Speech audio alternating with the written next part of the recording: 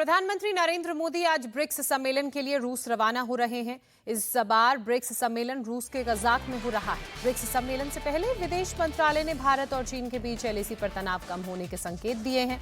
इसके बाद ब्रिक्स सम्मेलन के दौरान पीएम मोदी और शी जिनपिंग की मुलाकात की संभावना बढ़ गई है। विदेश मंत्रालय के मुताबिक एलएसी पर साल 2020 से पहले की स्थिति कायम हो सकती है। दोनों देशों के बीच जल्दी एग्रीमेंट के ऐलान की संभावना भी बन रही है। सूत्रों के मुताबिक समझौते को ग्राउंड पर लागू करने की तैयारी चल रही है।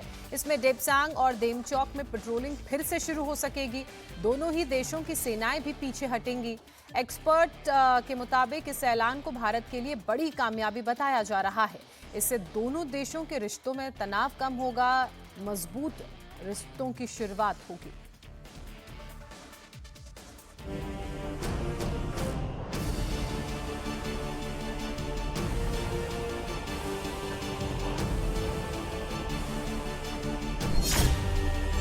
ब्रिक्स समिट से पहले एलएसी पर बनी बात।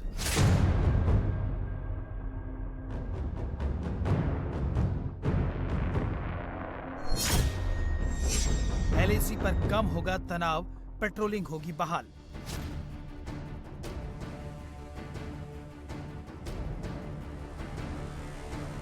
प्रधानमंत्री नरेंद्र मोदी के ब्रिक्स सम्मेलन में शामिल होने से पहले बड़ी खबर आई है। ब्रिक्स सम्मेलन में प्रधानमंत्री नरेंद्र मोदी और चीन के राष्ट्रपति शी जिनपिंग के साथ मुलाकात की कोई ऑफिशियल जानकारी साझा नहीं की गई है, लेकिन ये माना जा रहा है कि दोनों की मुलाकात हो सकती है। इसकी वजह है एलएसी को लेकर बड़ी खबर। विदेश मंत्रालय के मुताबिक भारत और चीन एलएसी पर तनाव कम करने पर राजी हो गए हैं। इसका मतलब है कि दोनों देश अब लाइन ऑफ एक्चुअल कंट्रोल यानी वास्तविक नियंत्रण रेखा से अपनी सेनाएं पीछे हटाएंगे। दोनों देशों के सैनिक अपनी अपनी सीमा के भीतर गश्त कर सकेंगे। डेपसांग और देमचौक को लेकर 2020 से पहले वाली स्थिति बहाल हो सकती है। गलवान, पेंगोंग से गोगरा और हॉट स्प्रिंग को लेकर पहले ही सहमति बन चुकी है। पिछले कुछ हफ्तों से चीन और भारत के डिप्लोमेट और मिलिट्री ऑफिसर एक दूसरे से लगातार बातचीत कर रहे थे। तमाम मंचों के जरिए एक दूसरे के संपर्क में थे और इन बातचीत के नतीजे में भारत और चीन की सीमा पर दोनों देशों के बीच वास्तविक नियंत्रण रेखा पर गश्त को लेकर सहमति बन गई है।